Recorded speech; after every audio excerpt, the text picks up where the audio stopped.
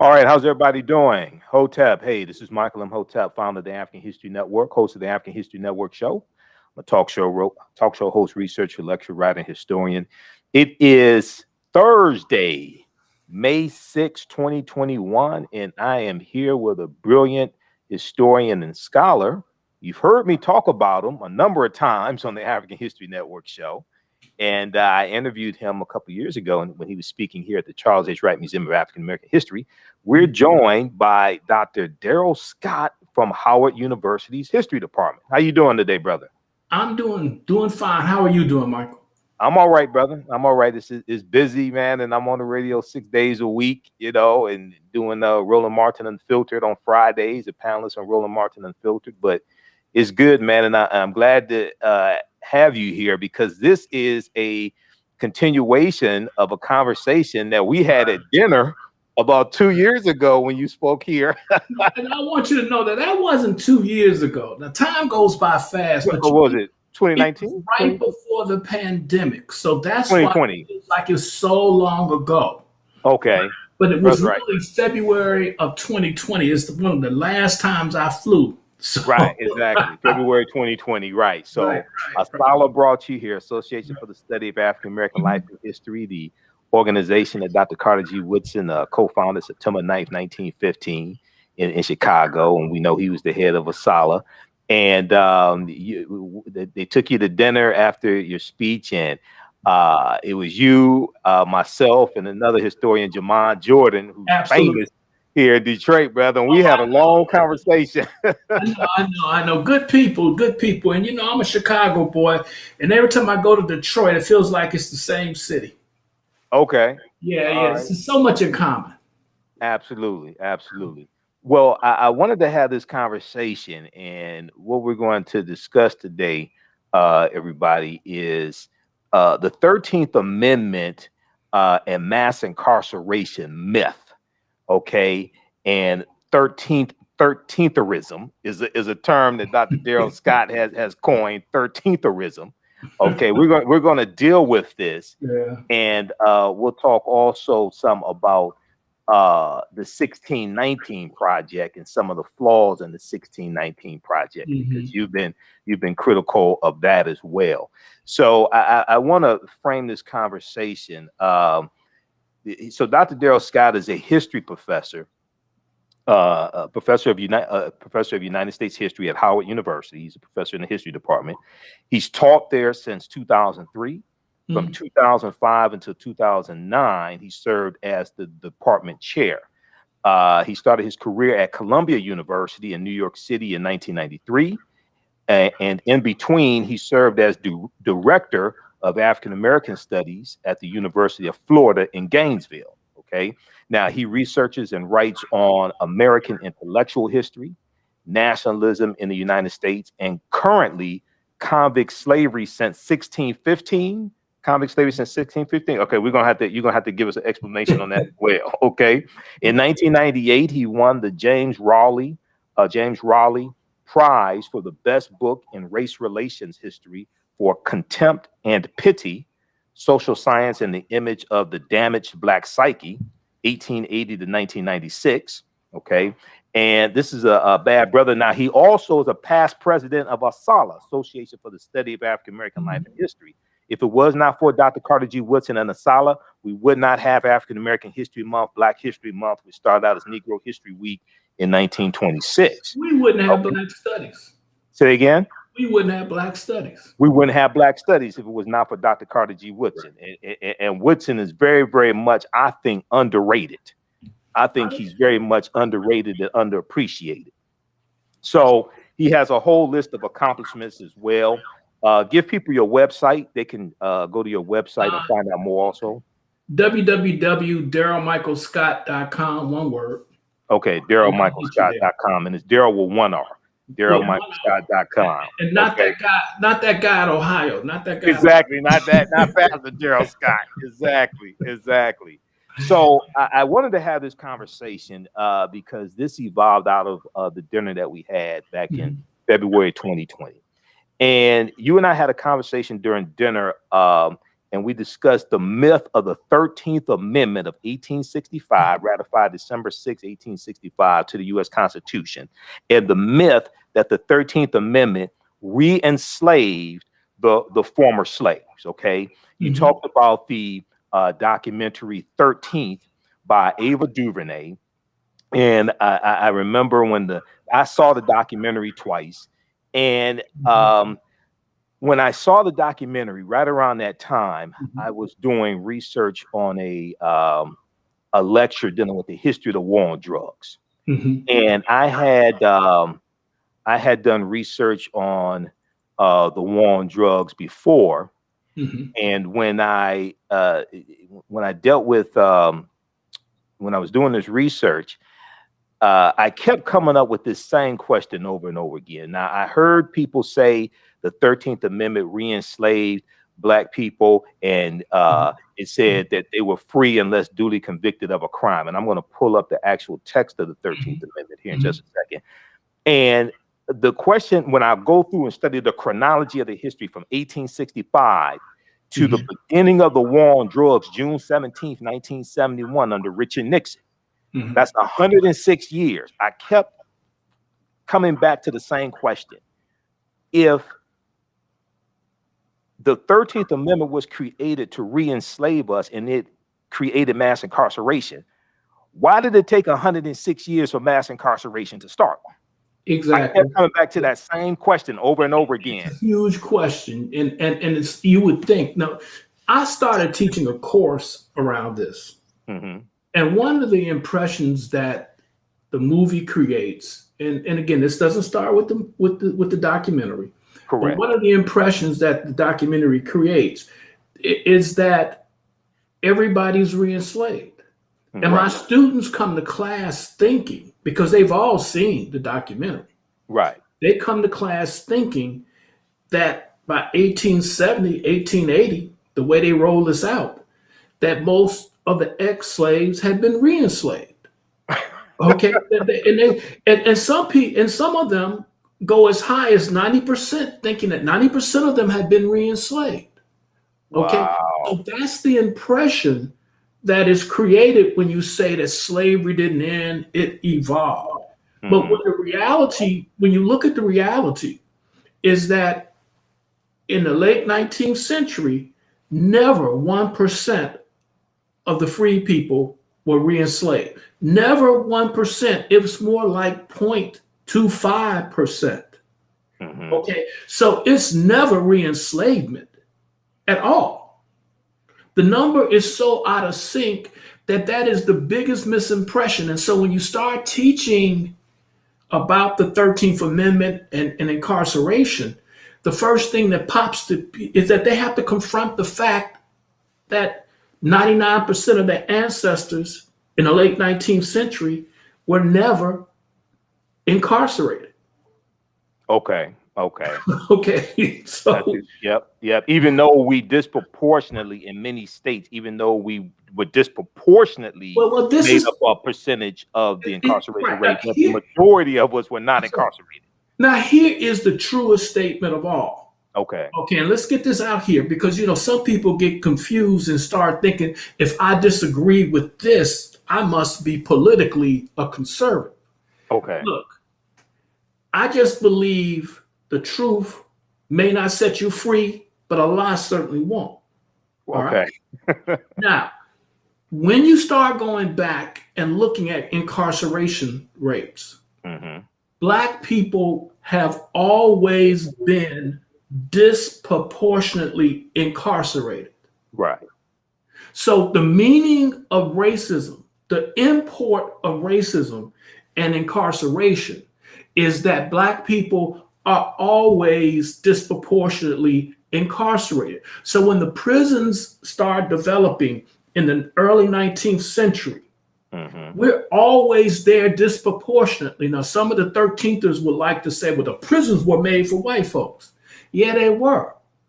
But they did just fine for Black folks, if you will. So that, for instance, in New York State, Black people were something like 2% of the population in the antebellum period. Black women were 40% of the incarcerated people. Right. Okay, 40%. So 2% of the population produced 40% of the female prisoners. So that tells you that that is mad disproportionate incarceration. Now, this is before the 13th Amendment. And who were these people? These were free Black people. And so the state of freedom for Black people has always been one of disproportionate incarceration. Right. Nothing to do with the 13th. Before the 13th, we're disproportionately incarcerated. After the 13th, we're disproportionately incarcerated, but never were we mass incarcerated in the 19th century. And the term mass does not even come into the conversation until the late 20th century. And when people create language, they typically create language for a purpose. Okay, they don't just come up with it for no reason. They typically are trying to make sense of something. And what everyone was trying to make sense of by the 1970s was the fact that incarceration was getting out of control. And so we went from being disproportionately incarcerated in a society where roughly 200,000 people were being incarcerated to being disproportionately incarcerated in a system of mass incarceration, so that we were 6 or 7 times more likely to be incarcerated, and over 1 million of us incarcerated, okay? And that number approaching 1.5% incarcerated in the federal pens. I mean, I'm only talking about the federal system. Okay, and disproportionately incarcerated in that system. So the history is one of consistent disproportionate incarceration. And why? Because of racism. Right. Now, why anybody hauls the 13th Amendment into this conversation, I don't know. I mean, but it's like, I know why. And I say why, because it's a wonderful conspiracy theory. Right. So let me do this. Let me pull up. I have the text of the 13th Amendment here. And I encourage people to go to archives.gov, which is the official website of the National Archives, archives.gov. You can also go to loc.gov, which is the Library of Congress website, loc.gov. And you can read the entire U.S. Constitution. You can read the 13th Amendment. You can read all the amendments, the 27 amendments to the U.S. Constitution. So I'm going to pull this down also, the Chiron down there. So if we look at the 13th Amendment, the 13th Amendment is 2 sections. First section, section 1, neither slavery nor involuntary servitude, except as punishment for crime, whereof the party shall have been duly convicted, shall exist within the United States or any place subject to their jurisdiction. Okay, so people focus in on the party shall, or whereof the party shall have been duly convicted, and they focus on that and say that's a loophole. They say it's a loophole. Okay, I've heard well-known African-American historians say this, highly respected African-American historians, African Senate historians, I've heard say this. Okay, section 2, some friends of mine, okay, I've heard say this. A lot of my friends, I got some former students out here saying this. Yep. Now, section 2 says Congress shall have power to enforce this article by appropriate legislation. Okay. Now, the 13th Amendment was passed by Congress January 31st, 1865. It was ratified December 6, 1865, and adopted December 18th, 1865. Okay. Now, Dr. Daryl Scott, when I had a conversation with you and historian Jamon Jordan, we would talk, man, we talked for 2 hours at dinner. Yeah. You talked about the Northwest Ordinance of 1787. Right. And how that's crucial to understanding the 13th Amendment of 1865. Could you explain the Northwest Ordinance of 1787, please? Yeah, but let me first say something. Okay, go ahead. This clause is dealing with 2 kinds. Let's talk about 2 kinds of slavery. Okay. And let's just look at the language for a second. Okay. All right, involuntary servitude. Mm-hmm. I have not found in any document the phrase involuntary servitude prior to 1785, when Thomas Jefferson and a committee used the phrase to talk about Western expansion in general. Mm-hmm. That bill did not pass.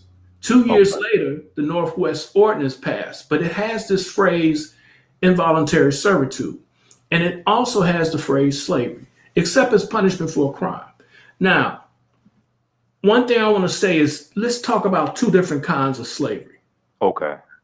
Let's talk about chattel slavery, and let's talk about slavery, convict slavery. Okay? Now, chattel slavery is when you become property and you are owned for your life, and it is intergenerational, which means your status gets passed on through your mother to your children. Mm-hmm. Okay? So that's intergenerational chattel slavery, when you're treated like personal property. Convict slavery is when you are a convict. The state has the claim, the right, and the power to take your labor without compensation, but it's typically for a term. Typically for a term. Now, why is there redundancy in this clause? It says involuntary servitude or slavery. And it's precisely because there was nothing a white man can do in British North America and then in the United States to ever become chattel slavery, a chattel slave. Mm-hmm. Nothing they could ever do. And the British were notorious for denying that anybody white had ever been a slave. Other whites in Europe sometimes admitted that whites were slaves. Okay? Right. But the British always denied. So always note, when you see involuntary servitude sitting in this clause, Thomas Jefferson and company is talking about white folks. And when you see slavery, it's referring to slave, they're talking about black folks. Mm-hmm. Okay? So they're talking about both at once, white people and black people. Now, in the Northwest Ordinance of 1787, they were taking land from existing states, and in that land, they were saying there would be no chattel slavery. That is what the Northwest Ordinance was created to do, to prevent any more chattel slavery in those states. And those states are Wisconsin today, Illinois, Indiana, Michigan, Ohio, the old Northwest, as they call it. And so they were eliminating chattel slavery. Okay, so this is what the Northwest Ordinance of 1787 was doing. That is what it's attempting to do in chattel slavery, because there were slaves, chattel, in these places. Now, when this ordinance was created, there were virtually no prisons in America. Right. And so in frontier America, you didn't have prisons. So what did you do? When someone broke a crime, you basically had choices of leasing them out to people, selling them out for a term. You could whip them, cut off their ears, brand them, or put them to death. Mm-hmm. So when this ordinance was created, it was created in an age, in a land where there really were no prisons. Okay, so this ordinance is for how to deal with people who broke the law on one hand, the white ones, involuntary servants, the black ones, slaves. So this was about that. It was about, and by the way, most of the time we're talking about free blacks. So we're talking about what to do with a free black who broke the law. You could make them slaves for a term, not slaves for life, slaves for a term, not their children. So I'm trying to break down, because this long history starts right there in a different world. It starts in a different world. Mm-hmm. Okay, now Jefferson wants to end chattel slavery. Now, people don't want to deal with this. He wants to end chattel slavery, and he wants to end the presence of black people in America. He doesn't want black people in America. Right. He doesn't want slavery, and he doesn't want black people in America. So if you want to call this clause something, this is a white nationalist clause. This is a Richard Spencer kind of clause that says that this is going to be an ethno-racial state without black people. Because we're going to kill chattel slavery. And we're going to prevent free blacks from going to the Northwest by getting slavery, ship them all abroad if you can. But what we're going to do in the meantime, in between time, is if they break a law, they will be sold for a term. This is important. Why? Because at this moment in history, black people in Maryland who were free, were being sold back into slavery when they broke a law because they didn't have prisons. Okay? And you could sell a free black into slavery for a term of years. Now, white people could be sold too. And in colonial America, white people were sold to other white people. Some white people were sold to black people, but they were never slaves. They were servitude because they broke a law. Okay, so the whole notion then, remember now, when you deal with that, okay, so when you say white people, involuntary servants, that's white people playing skull games with white people. Okay. And when black people buy this kind of stuff, they're buying into the skull game. All right. So white people, okay, anyway, so white people are having mental sex with white people. Okay. I want to make it clear to you. Okay? Go ahead. Make it plain. Like Malcolm said, make it plain. Black guy. I can sell you right next to the black guy. And I can sell you for 10 years to a black guy. Right. Okay. But you're not a slave. But that free black, he's a slave. And we're doing this because we don't have prisons. Nobody's come along with prisons. And our choices are few. And we kill you for a lot of things. We got 100 and something laws for which we will put you to death. So the prison is reform. So the prison is a system of reform where we're going to reduce the number of capital offenses, capital meaning we put you to death, right? We're going to reduce the number of capital offenses to a few, and we're going to spare your life and reform you, okay? So this is before all that comes along when this clause is written. The practical effect of this clause as time goes by, increasingly, it's proven effective in doing one thing. Okay. Killing chattel slavery. Wherever this clause is put in a constitution in the United States, and it's put in every constitution for a free state, every free state gets this clause, okay? Congress puts it in every free state constitution. So every new state has it, that's free. Old states don't have it. Virginia doesn't have it. Delaware doesn't have it, okay? Those original 13 don't have it. Michigan had it, okay? Ohio had it. Oregon had it. Iowa had it. California had it. So all the free states got this clause.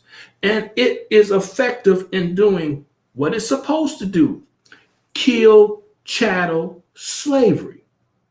And all the way up to the Civil War, there were free blacks and white folks who were sold on the auction block when they committed crimes in these states. All the way up to the Civil War. 1861. Well, actually, I'm sorry. Let me be precise about this because it gets interesting. Okay. Because this gets to the other side of this story. Yeah, I'm getting some feedback. Okay, well, let's get some feedback because I'm running for enough of it for now. Okay. No. You mean some static? Okay. No. I turned on your volume a little bit. I need to check something. I want to make sure I don't have want to make sure I don't have two browsers open so I don't hear myself. Hold on just a sec. Okay. All right, that sounds better. Okay, go ahead. Go ahead and continue, Dr. Okay. Daryl Scott. And so then the people who create the 13th Amendment, okay, not the clause, but the amendment, in which they basically take the Northwest Ordinance, right? The people who create this clause, this has been around 60-something years by the time the 13th Amendment is drafted. Okay. And it's what we call boilerplate, all right? And, you know, in the law, people say, well, it's boilerplate. That means people don't think about it. Now, let me tell you what boilerplate is. I happen to have been a legal clerk, never a lawyer, legal clerk in the Army. And we did a lot of stuff with boilerplate. You take language that exists and you charge people with existing language, right? So it's like a contract that it's the same contract you use every time. Why do you use the same contract every time with all that boilerplate language? It's because it's tried and proven. Right. Okay. Right. Boilerplate is tried and proven. And so when somebody puts a boilerplate in you in legal terms, it's basically they got you. Okay, this thing has been through everything.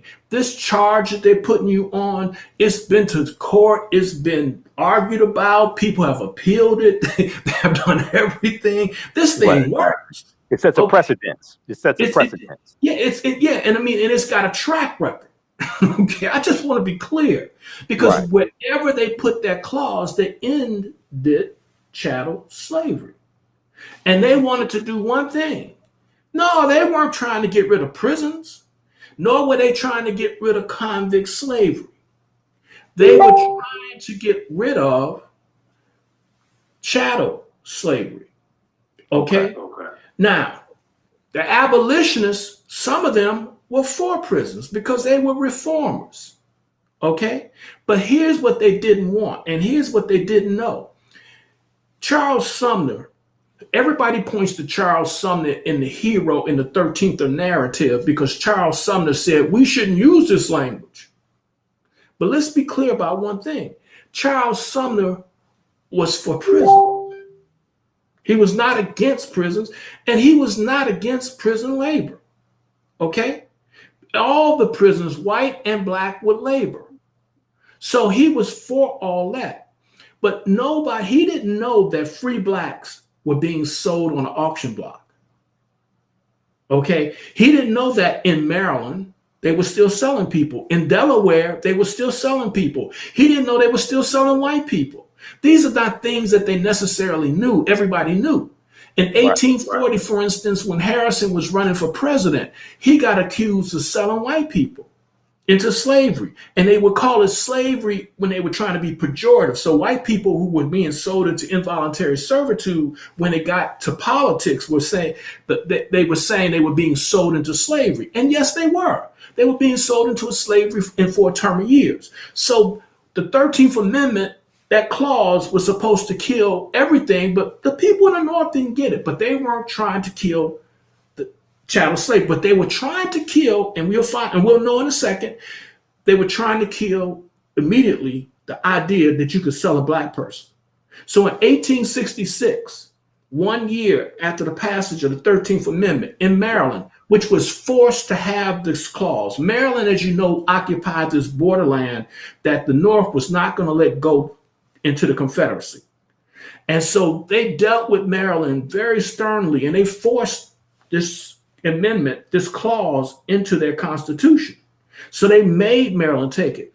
So one of these Southern-leaning, Confederate-leaning judges, okay, in Anne Arundel County down the road, he basically said, I'm trying this.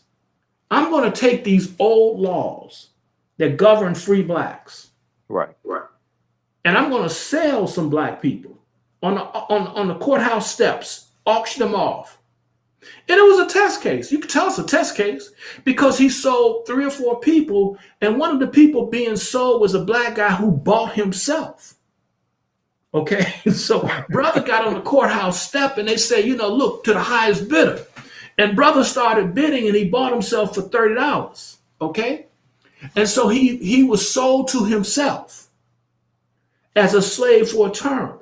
Oh, you say, okay, so the 13th Amendment did have a loophole. Boy, Charles Sumner didn't know this was about to happen. He went off. And so did the rest of the radical Republicans. This is partly how you get the the Civil Rights Act of 1866. Right. There are two things that give you the Civil Rights Act. This behavior right here and the black codes, which we'll get back to. Okay, so you get these two things that give you the 1866. Salmon P. Chase, who's now on the Supreme Court, who was in Lincoln's cabinet. Chase, look here. Chase went off. He ruled that you can't sell people like this. So the loophole was shut down immediately. Immediately. It was shut down before anybody created, guess what? Convict leasing. So when you get all this 13therism, that this loophole is how you get convict slavery or how you get convict leasing. Oh no. This loophole was shut down within a year. Okay? The Freedmen's Bureau shut down that loophole in Virginia. In Virginia, they were trying to sell black people too on the courthouse steps. Virginia, the Freedmen's Bureau said no. Now, the point here is what was created to end chattel slavery was also going to end anything that smacked of slavery, which usually means to most of us selling people to a private entity. Okay? So selling people to a private entity. And so they said, no, we're not going to have any of this. Now, convict leasing is different. And convict leasing comes along and it doesn't start after the 13th Amendment. It starts before the 13th Amendment. Right.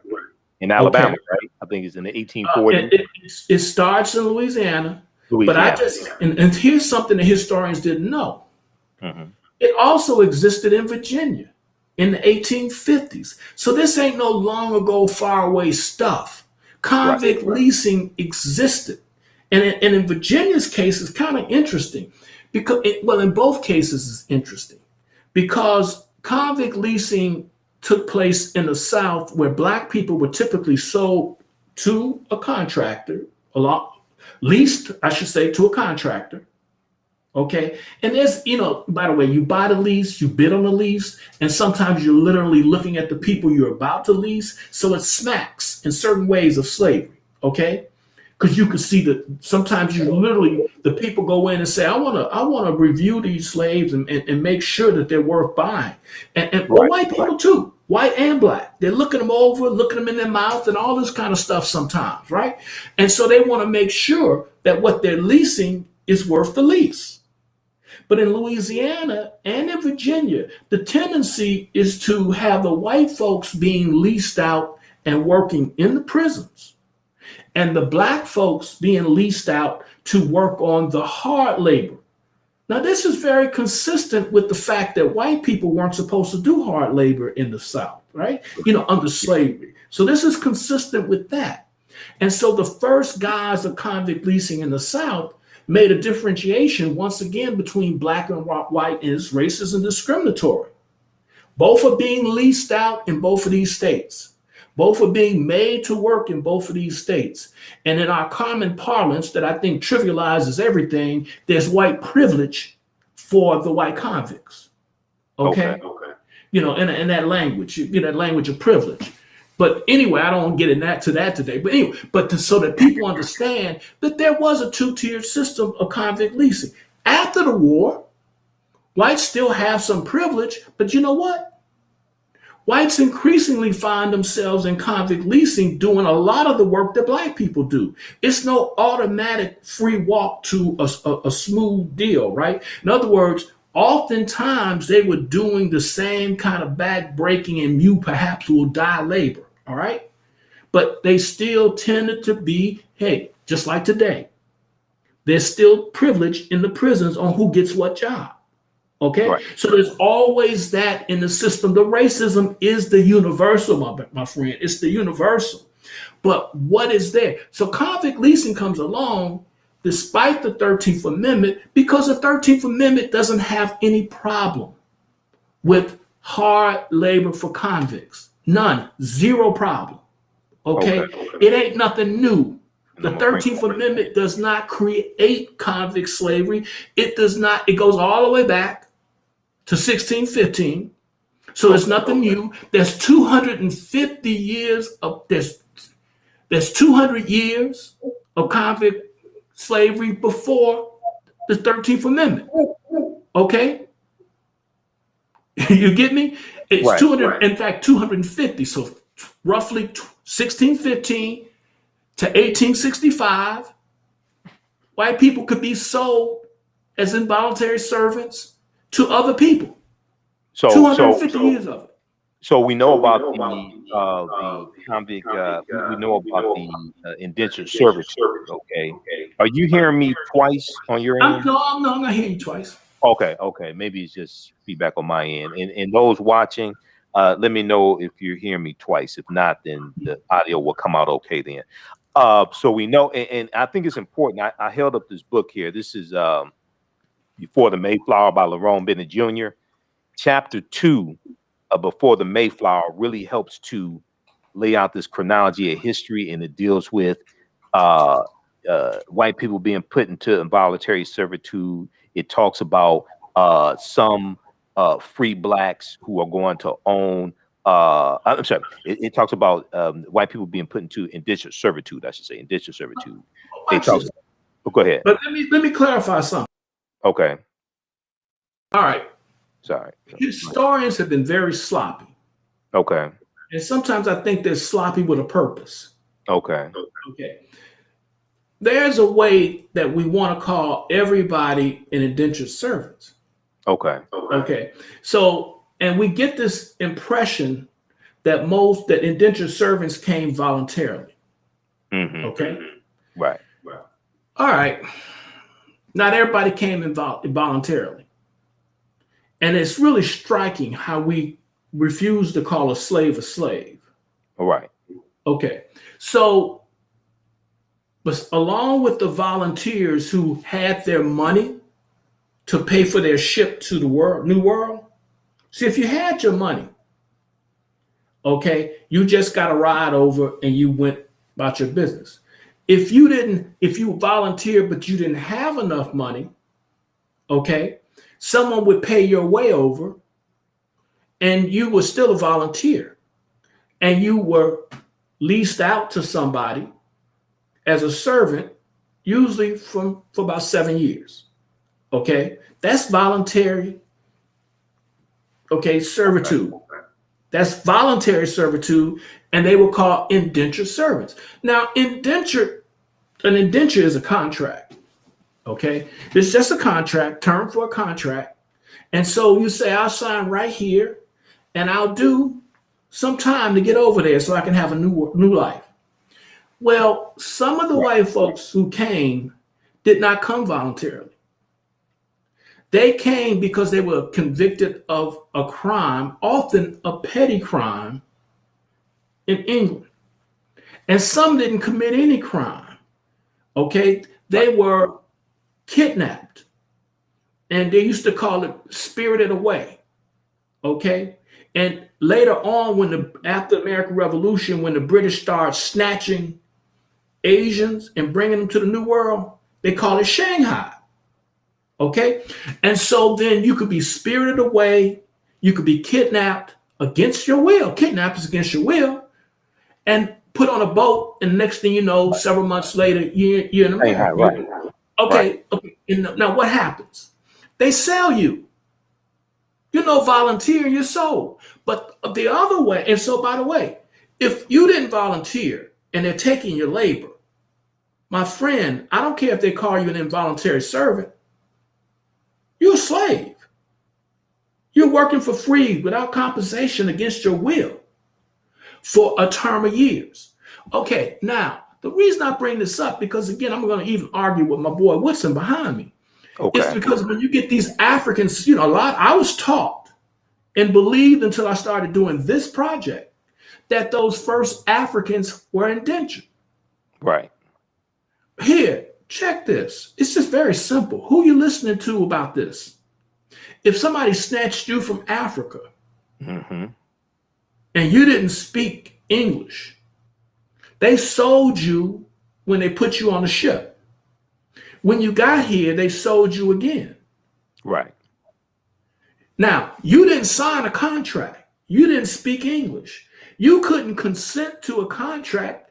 And so what contract? How you call me an indentured servant when I didn't sign a contract? Okay?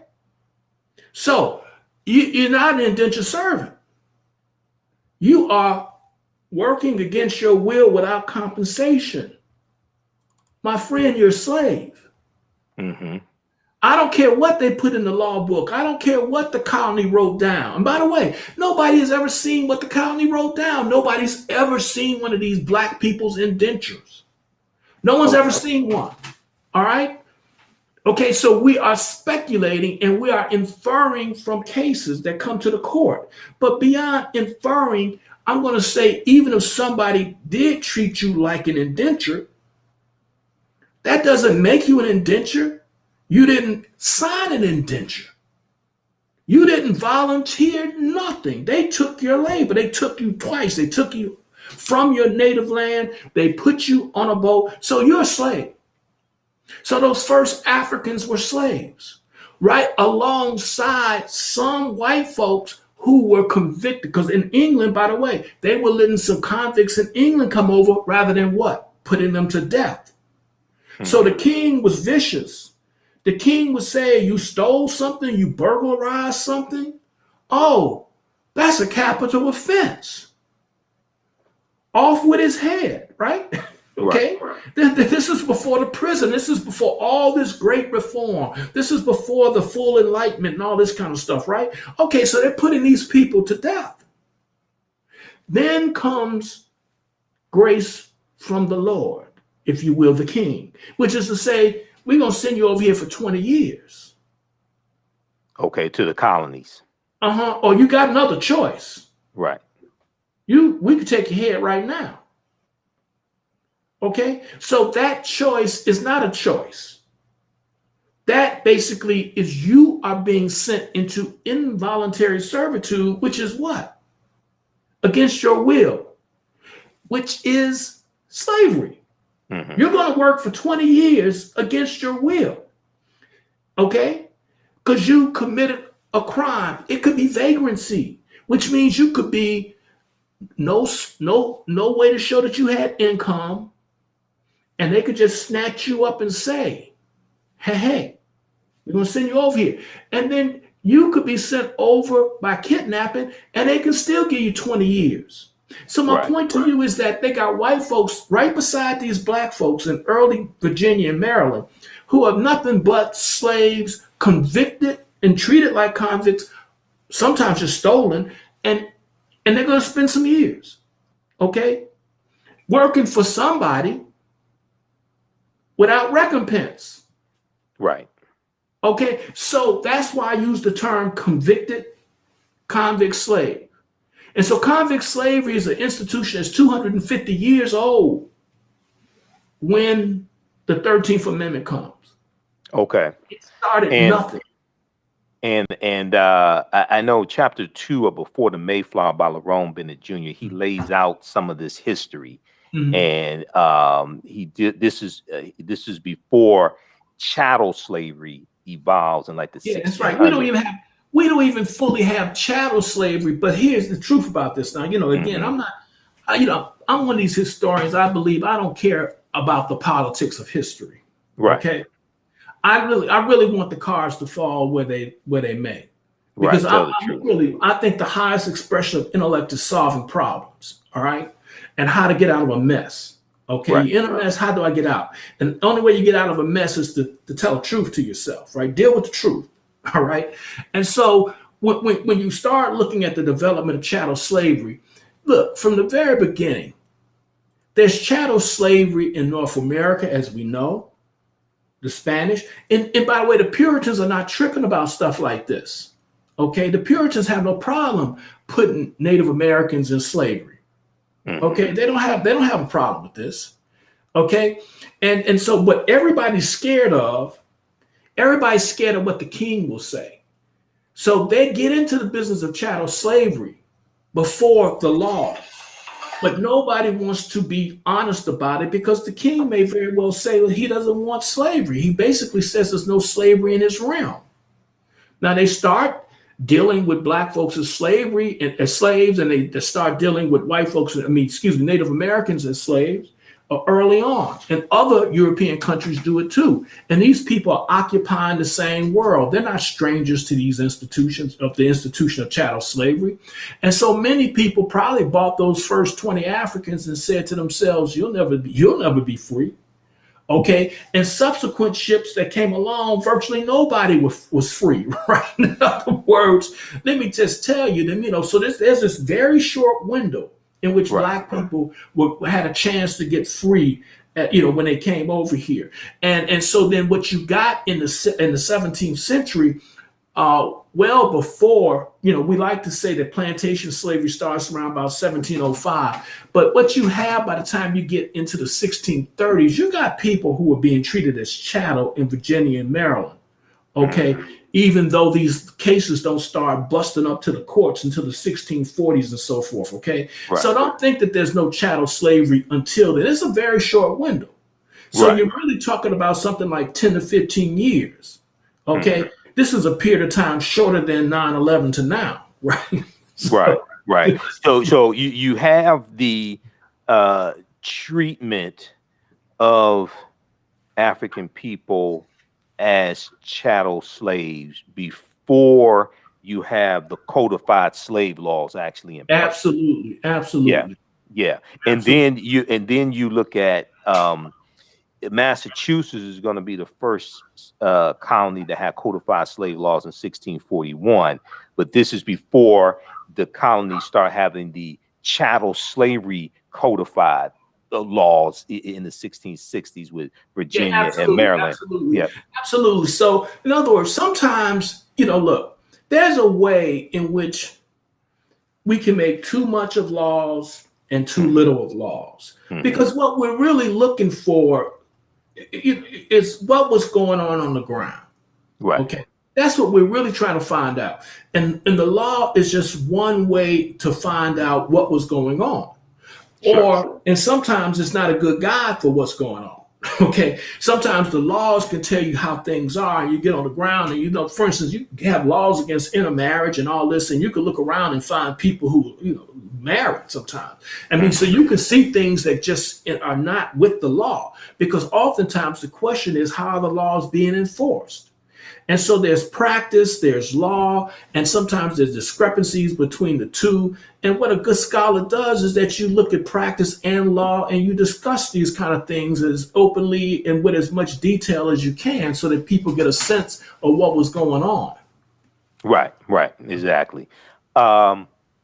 You were quoted in the article from USA Today back from February 8th, 2019. 1619, 400 years ago, a ship arrived in Virginia bearing human cargo. And you talked some about what you just mentioned here. We're going to come back to the Northwest Ordinance in just a minute. By the way, in South Carolina. But I'm saying, you changed your mind. That's what I was coming to. That's right. And it's not that the history changed, and I have the article up here. That's right. I talk about this, and I have thousands and thousands of articles I teach from this. But it's something very important in here. I'm going to scroll down to this. You talked about, so for just so people understand, it's a tricky history dealing with that 20 and odd Africans.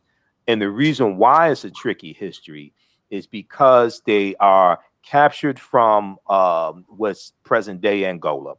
They are put on a Portuguese slave ship called the San Juan Batista. It's about 350 of them. The San Juan Batista is going to be hijacked by English pirates around Veracruz, Mexico.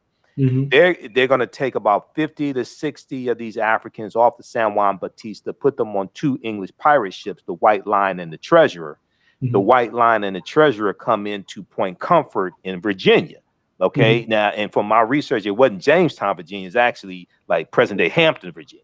Okay, but they're coming to Point Comfort, and then August 20th, 1619, 20 and odd Africans on the White Lion are going to be exchanged for food and water and supplies. Okay. Absolutely. Now, when at 1619, they don't have codified slave laws in any of the 13 colonies. And they don't even have a Virginia Assembly, right? Okay. And then from my research, they're going to be now they're captured. They're captured by the Portuguese. Right. It's against their will. Exactly. They're put into for my research, they're put into in Virginia, they're put into a form of, say, involuntary indentured servitude, because they're going to be released after a number of years. Okay, now but it's against their will. Go ahead. Yeah, that's right. Well, you've heard my spiel, and you can see again. Historians change their mind. Okay, when I first dealt with this issue years ago, I up until 2019, right? I had the position that they were indentured servants. That's what I was taught. By the way, that's what Carter G. Woodson argues. Okay. So this has been argued for over 100-something years by scholars that they were indentured servants, right? Now, you rightly point out that they're involuntary indentured servants. But let me suggest this to you. Sure. There is a concept that existed time immemorial of slavery for a term of years. Slavery for a term of years. All right. If you are being held against your will today and being forced to work, whether it's in the United States or whether it's in Africa or whether it's in Asia, we call that slavery. It's called slavery because you are being forced to work against your will without compensation. Now, we can say that's involuntary servitude, or we can say that is slavery, and oftentimes it's for a set of years, for a term of years. So some of these people, and this is how I put it now, were treated like slaves for a term. Some of them were treated like chattel from day one, in the sense that nobody intended to let them go. See, we don't know for certain what their status was and what people's intentions were. But it plays itself out fairly quickly. So by 1826, right? If they're getting the 7-year treatment, right, it's over. 1826 or 1626? 1726. 1726. They should be gone. They should be on their way, right? They should be free to go. I mean, do whatever you want to. It's been real. You did your 7 years. We know that's not the case. So we know that some people are being treated differently, and it's probable that a lot of these white folks who were holding them were trying to hold them permanently. They just didn't know what to tell the king because it was unclear what the king was saying. So it's speculative, but I'm going to say this. If I was holding you, I wouldn't be running around Upper Marlboro where I live telling people I got you in my basement, because I know that's illegal. But if it was uncertain, I still wouldn't tell anybody. You follow me? I wouldn't tell anybody any of this. And that's what's going on in some of these places. We don't want to necessarily alert the king to any of this. But they know it's happening elsewhere. Right. And at the same time, you have different things taking place at the same time when you go up until the 1660s. But even after that, because you're going in the various colonies, you're going to have free African Americans who can vote and own property. Okay. And then we're going to see that phased out and those rights taken away from them as well. And by the way, some of this doesn't take long. I mean, everybody knows that these free Africans are being discriminated against. I mean, Anthony Johnson, the first black slaveholder, the first black person we know who got his freedom, also ended up being a black slaveholder. Well, we also know that when he died, they took his property from his family. They took his property from the family. Yep. I mean, this was like a tenuous existence for these free people that, you know, later called free people of color, but he called himself an African. This was a tenuous existence for these folks, right? And so they could always fall. And like I say, when they broke laws, they were treated as slaves for a term. See, that's what it became. They sold into slavery, and if they broke too many laws, they'll sell them for life as chattel. Okay. Now, when you said they, who is the they you referring with? If they broke too many laws, who's the they you referring to? Free blacks broke laws. Oh, free blacks. Okay, right. If free blacks broke the laws, like, you know, the descendants of the 20 odd, right? Right. If those who got free, if they broke laws in Virginia, they could be sold on the blocks. Okay, just like the white people who would be sold too. But what I'm saying is that practice never ends for them until 1865. Right. Okay, for white folks, they'll still sell them. By the way, in Virginia, they pretty much stopped selling white people as involuntary servants, quote unquote, involuntary servants, around about the time of the Revolution. Okay, 1775, right around that time. About that time, right? You know, and again, I haven't been to every courthouse down there to see how that shook out, really, but I'm sure there was somebody sold. Exactly. Okay. So let me follow up, and we'll be here for a few more minutes. You have a little more time? Sure. Okay. All right. No problem. And for those just tuning in, I'm Michael Imhotep, founder of the African History Network, host of the African History Network show. We're speaking with Dr. Daryl Scott, who's a history professor in the history department at Howard University. We're talking about the 13th Amendment and mass incarceration myth, the myth that the 13th Amendment led to mass incarceration or created mass incarceration, a loophole in the 13th Amendment that re-enslaved the former slaves, the free African Americans. And he has coined the term Thirteentherism. He teaches a history class at Howard University called "From Slavery to Mass Incarceration." Is that's the name of the class? Right. And he talks about, because we're Facebook friends, and he oftentimes posts about the students coming into the class, and they've seen Ava Duvernay's movie 13th, and they think that the 13th Amendment re-enslaved African Americans, and he has to go through this whole deprogramming process. Okay, but talk about that. But by the way, this is increasingly a problem. This is increasingly a problem across a whole bunch of topics. You know, we're going to talk a little bit, I know, about 1619, the New York Times 1619 Project. Buck breaking is about to come out. This is about to be one that'll show up on campus. You know, all this stuff that people say practicing. Look, Jamon Jordan, as you know, is a dear friend of mine. I respect him as a scholar. He doesn't teach at a university. He doesn't come with a PhD, but he does real history. Okay. And we historians often debate. We don't agree on anything except we're going to use evidence. And we're going to be rigorous in our use of evidence, and we're going to argue stuff. Okay, boom. And we don't sell stuff that we can't prove. And we don't see the past as a place where you find lies and myths that you can use to justify any and everything you want to happen in the world. Okay. So there's a kind of rules of the road, but increasingly we live in an age where history is becoming propaganda, and the white folks ain't the only propagandists. Okay. Historically, they were the propagandists, and Woodson basically spent his life trying to dispel the lies told about us. Now we're lying on ourselves. Increasingly lying on ourselves. Sometimes it's very well-intentioned stuff. Okay.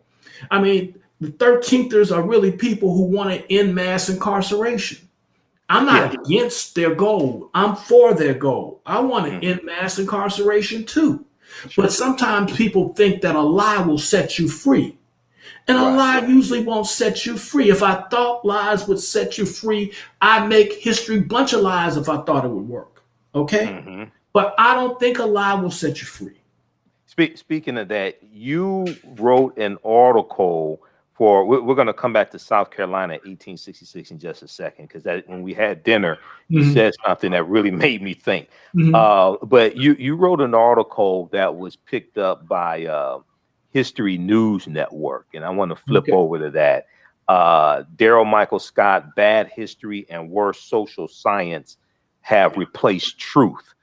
And in this article, you talk about the origins of the 13th Amendment myth. And you mentioned a man by the name of Lee Wood in the 1960s in California. Okay. Talk about this and how this 13th Amendment mass incarceration myth came into existence.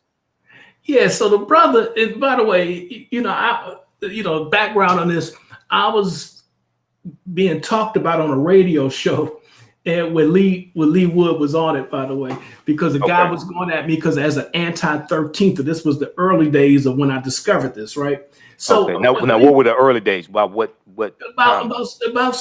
the time I met, maybe 6 months before we met in you talking about 2020? Okay. Yeah, I'm talking about 2019, 2020. 2019, that's right. Okay.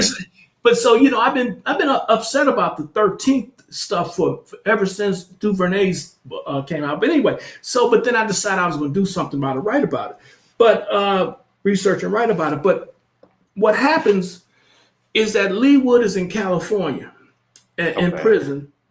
And the way he tells the story is that he was sitting around with other prisoners who were left prisoners. They were left revolutionaries. And he believed that they were reading the Constitution.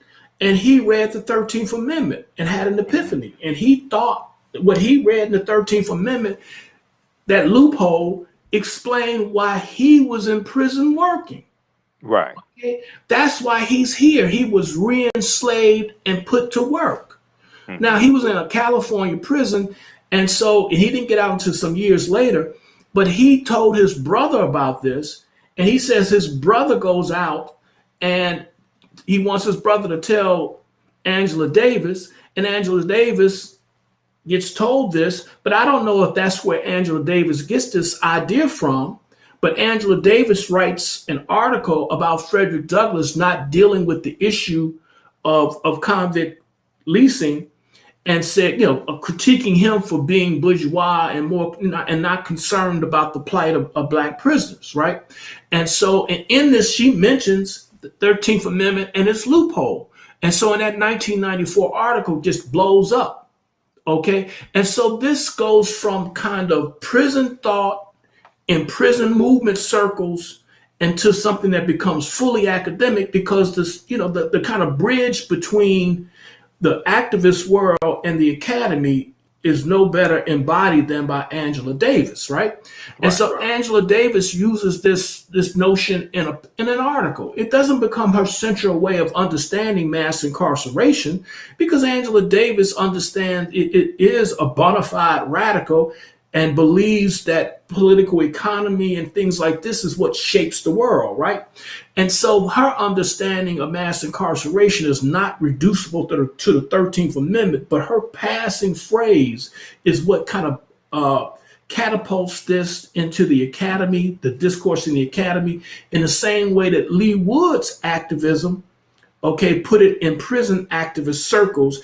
And so prison activists throughout the 60s and 70s, into the 80s and 90s, have latched on to the notion that the 13th Amendment is why they are incarcerated and forced to work. So, in other words, it's got this two tracks. One ends up being academic, one ends up being the prison activist, okay? And so this is how and by the way, a lot of stuff comes out of the 60s, and it churns and churns and churns, and then sometimes it gets to be something that blows up big, right? And so an idea that comes out of the late 60s and early 70s becomes the basis for our politics about abolition and other things by the 2010s and so forth. So it's kind of a fascinating story. Right, it snowballs. That's right, how this snowballs and grows, right? And so that in and of itself is fascinating as an intellectual historian, right? So you trace the 13th Amendment mass incarceration myth, the link between the two. You trace that back to an incarcerated activist named Lee Wood in the 1960s in California. Okay. All right. That's interesting. And see, once again, I back in 2016 when Harper's Bazaar Weekly had their cover story. It was, I think, April 2016. They had their cover story called "Legalize It All," and it was about the history of the war on drugs and Richard Nixon's war on drugs. And the journalist Dan Baum, Baum, talked about an interview he did with John Ehrlichman years before, who was Richard Nixon's domestic policy advisor. And Ehrlichman went to prison for 18 months, federal prison, for his involvement in the Watergate scandal. And Dan Baum said that John Ehrlichman told him that the war on drugs was a war on two populations. It was a war of Richard Nixon's war on drugs. Richard Nixon declared his war on drugs June 17th, 1971. He said it was a war on the anti-war effort, the anti-Vietnam War movement, the hippies, things like this. And it was a war on the African-American community. And he said they associated heroin with the African-American community. They associated marijuana with the anti-war movement. And he said by doing this, they said, you know, you could target their organizations. You can run these news stories about them on the news. You can incarcerate them, things like this. And so I was studying like the whole history of the war on drugs and drug laws going back to the 1875 anti-opium laws in California, targeting Chinese men working on the railroads. And once again, the question I kept coming up with, because I saw Ava Duvernay's movie that came out in 2016, and I kept hearing, even before that, you know, Michelle Alexander and the New Jim Crow. She has two explanations, right? It's at once the New Jim Crow, and it's once it's 19. She's a 13th and a segregation. She has both metaphors at work, right? Okay, in the New Jim Crow, yeah. See, and Michelle Alexander, and I read her book as well, and you know, she pushed this as well. And then the question I kept coming back to, and this is what we talked about when we had dinner in 2020. If the 13th Amendment was created to re-enslave the former slaves, re-enslave African Americans, and create this mass incarceration, what have you, why did it take 106 years for mass incarceration to start? Because it was nobody's intention. Exactly. It was nobody's intention. Now, you talked about South Carolina in 1866, and you talked about when we had what you're about to mention. Yeah, you're talking when about we had dinner, South Carolina, and they didn't have a state prison until 1860. Talk about that. Yeah, well, again, in the South, you know, a lot of people didn't believe in spending money on prisons. Okay. Yeah. Well, you know, as I tell my students, they'll convict you of a crime, 100-something odd crimes, and then take you out back within a week and do you up. In other words, they'll put you to death.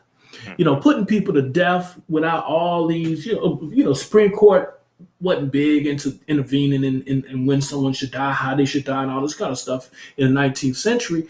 And so what they do in South Carolina, if they had reason to put you to death, they just put you to death. And they had a lot of crimes they put you to death for. And that's a lot cheaper than a prison. Right. Okay. And those people they didn't believe in a state. They didn't believe in high taxation. Okay. So, you know, prison. So now South Carolina was the first state to secede from the Union, December 1860. And this is where the Civil War started. That's right. April 1861. That's right. And so they started discussing, at the same time that they started discussing the black codes, they started discussing a prison. Now, when you're discussing a prison, by the way, you're not discussing convict leasing. Okay, right. Because convict leasing, as we know it, is when you're selling people to private owners entities that are going to take you out to work in the field or in a mine or on a road or something like this. Corporations, things like that. That's right. So you're going to, let the people take control of. So when you build a prison, particularly at this moment, the whole idea was that you were going to house these people. And they said that you're going to emancipate these Negroes, and now they're going to commit more crimes. Because there have been criminals all along. By the way, this whole notion that black criminality was something that comes in after the Civil War, The notion that blacks were criminals is an antebellum notion that goes back all the way, right? Right, So before the Civil War, antebellum, before the Civil War. Oh, yeah, before the Civil War, right? And so it just becomes a scientific discourse about criminality in the late 19th century, but nobody ever needs science to call somebody else criminal, right? You didn't need science for that. So they've been calling black people criminals all along. And so they were saying that black people would be free and there would be more criminals. And then they got together and said, we're going to have to build a prison to deal with this black criminality. They built a prison to hold 100 people. There were over 400,000 black people who were in slavery in South Carolina. And they built a prison that would have 100 people. Right. Okay? Nobody's thinking mass incarceration. Right. Nobody's 1866. 1866, the year after the Civil War ends. About re-enslaving 400,000 people. Right. This is utter nonsense. Okay, and it plays on the fact that we think they're criminals. We need a prison. Well, how many are you going to have? You got 400,000 black people who are about to be freed. How many criminals you think you're going to have? How big is your prison going to be? We'll have 100 cells. Okay, so no, they're not thinking mass. When they said the Negro was more criminal, they meant relative to whites, and they didn't need a prison for whites. And when the whites got out of control, they just put them down. They need it for the free blacks now that they're going to have more of them, right? And how many do you need? 100. Yep, they had 100 beds, 100 cells, 100 cells, 1866, South Carolina. They're going to build 100 cells. This just goes to tell you there's nobody's mind that they're going to re-enslave 90% or 100% of black people. Okay, this is just mythology gone mad because we think, watch this, we think that if we can draw the link between slavery and mass incarceration, we can convince white people that slavery is existing and it's evil. And white people, they agree slavery is evil. Let me tell you something. That assumption is not even a good assumption. Okay. if you put the 13th Amendment to a vote today, I don't think you would. I think you get the same 57% of white folks who think black people it's okay for police to shoot black people. You get the same 57%. Well, you know, brother, and on my show yesterday, I talked about the attack on critical race theory and the attack that Mitch McConnell and other Republicans are doing on the 1619 Project. And we talked about in the Tennessee state legislature, State Representative Jeff Lafferty misunderstands the 3/5 compromise and said the 3/5 compromise was something good. 3/5 compromise 1787. You had some very, very ignorant people in these state legislatures and the U.S. House of Representatives and U.S. Senate, very ignorant of history. And this is extremely dangerous. Let me tell you something. We got some black people who wouldn't mind bringing the 13th Amendment back if you got rid of laws for gay marriage. We got all kinds of people out here. We live in interesting times. Right, exactly. So don't put nothing up for the vote, but don't assume, like my whole point is, don't assume that anybody thinks that mass incarceration is wrong because it's like slavery. That's bad. Nobody thinks that. That is not a winning argument. Right. You wanted to talk about the black codes. You mentioned the black code. The biggest device in the 13therism has to be understood as a theory that's trying to hook a person into a narrative, right? In a kind of conspiracy theory way. And so then you got to have this proof that people are trying to re-enslave black people. So the way you do it is, of course, you say there's a loophole in the 13th. So that's the first device that they point to, that loophole. Right. And then the second device they point to is the black code. And so the black code was created to re-enslave black people. That was the mechanism. So in that narrative, in that myth, in conspiracy theory, the Northerners, who had just beat the Southerners in a war, right? Okay, 500,000 people dead, okay? But they're in cahoots in the 13th narrative to re-enslave black people. Okay, You know, that's a conspiracy between the white man, North and South. Okay? Right. So now they come up with the black codes. And you get celebrated people talking about these black codes as if that's how they're re-enslaving us. The black codes don't last a year in most places because the 1866 Civil Rights Act is striking them down. The Freedmen's Bureau is striking it down. The 14th Amendment strikes them down. A Supreme Court decision by Salmon Chase strikes it down. So the black codes are wore out, okay, before the first convict lease system starts. If I'm dead, I can't give birth to you, okay? So the black codes have nothing to do with convict leasing. And so this big myth, so you go from the loophole to the black codes to mass incarceration through the convict lease system, okay? And the truth of the matter is, as we talked about, fewer than 1% of black people are in the system. Now, by the way, and let's just be clear, you want no part of the convict lease system. Sure. Okay, the convict lease system was a death trap quite often for people, okay? Many went in and most did not get out. It could be a death sentence, and so nobody wants it. Now, another thing about that system people need to know is that it was brought down much sooner than these people will let you think.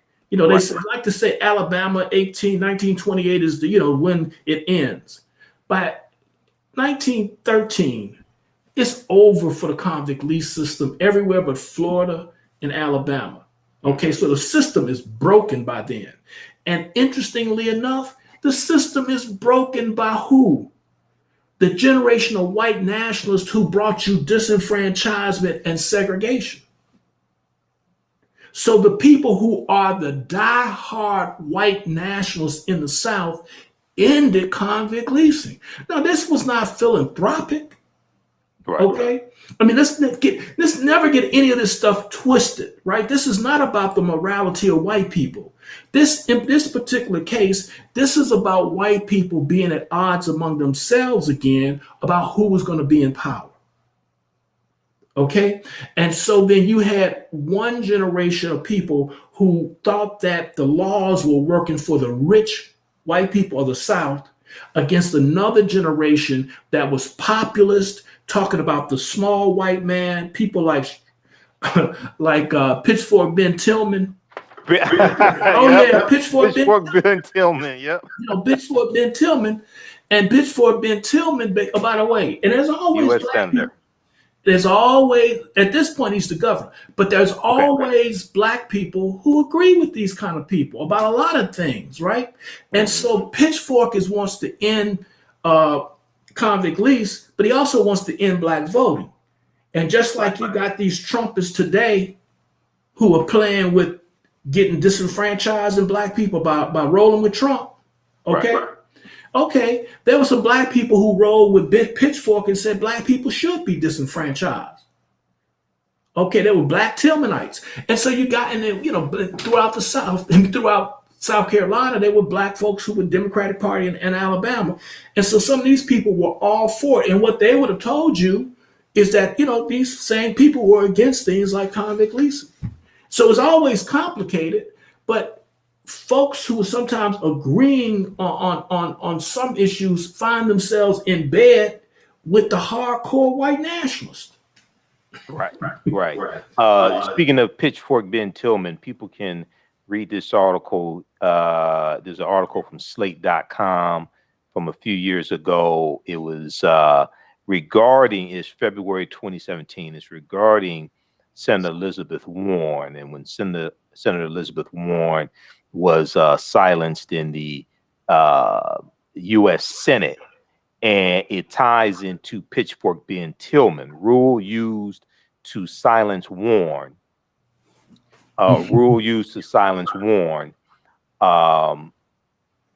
Was created to protect delicate feelings of Senate's foremost lynching advocate. And it talks about Senator Pitchfork Ben Tillman, who advocated for the lynching of African Americans from the U.S. Senate floor. Okay, so what were you saying? What were you saying, Dr. Scott? Yeah. Strange bedfellows. Just like I said, there's a lot of people back then, black people, not most, just some, who were rolling with pitchfork Ben Tillman, even though he would support lynching, even though he would do blah, blah, blah. And by the way, goes to show you, you can be against convict leasing and for lynching. You see how that works? And because you were against convict, he was against convict leasing. I want to just make clear, because he thought the money was keeping his enemies in power. Because convict leasing was always corrupt. Right. And so the politicians in office would get the money from the people with the lease, and that's how they would get reelected. And so part of the reform was to get rid of their enemies. White folks have their divisions. You always want divisions among people who are your enemies. You want to create them, you want to divide them, and they were divided on these issues. And this is how we get rid of convict leasing, even though nobody was for. This was no moral reform on behalf of the Negro. Okay. All right. I want to switch gears here and talk about for a few minutes the 1619 Project. I know you've been critical of it.